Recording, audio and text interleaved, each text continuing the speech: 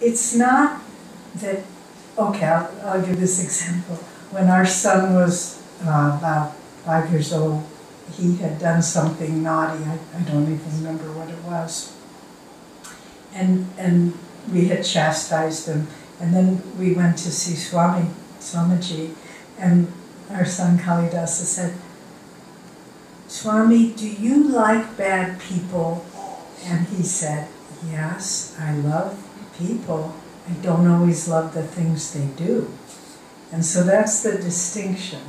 How the soul is a child of God. Their actions may not reflect God.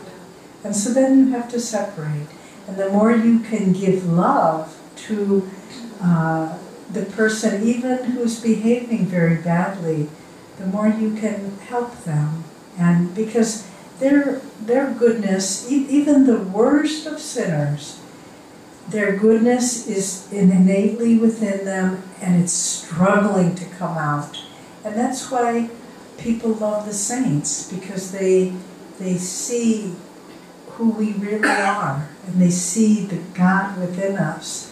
So relate to the highest in that person, but don't try to see God in their greed or selfishness or argumentative nature. So differentiate between who they are as a child of God and the way they behave, which doesn't reflect God. Okay?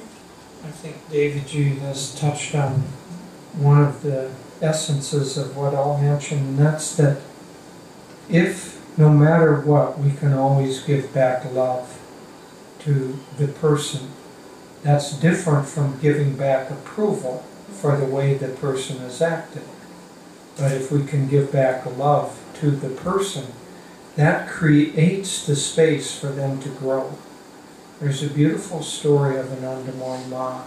She was giving a satsang, and at the satsang, a kind of a crazy person came.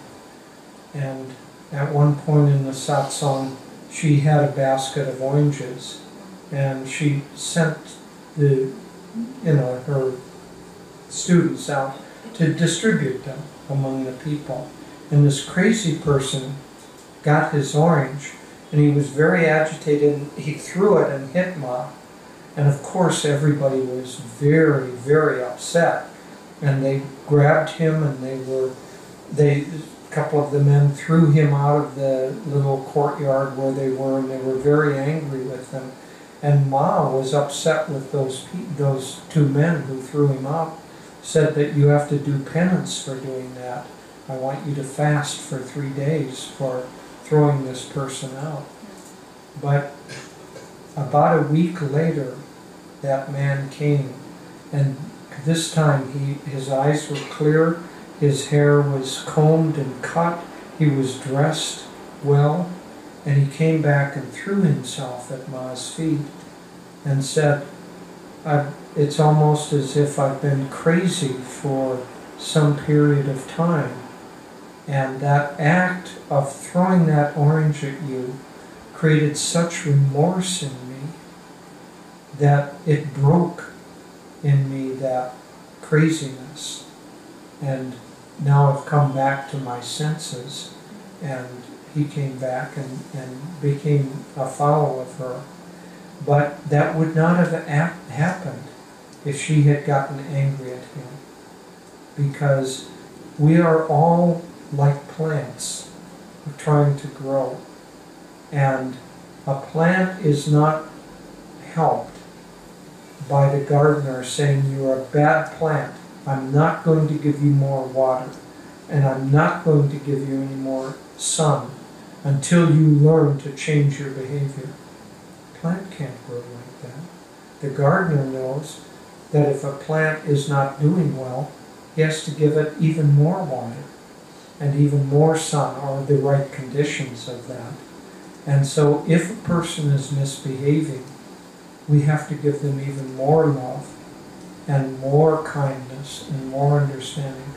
And as I say, that's different from their actions, because we also don't want to encourage bad behavior.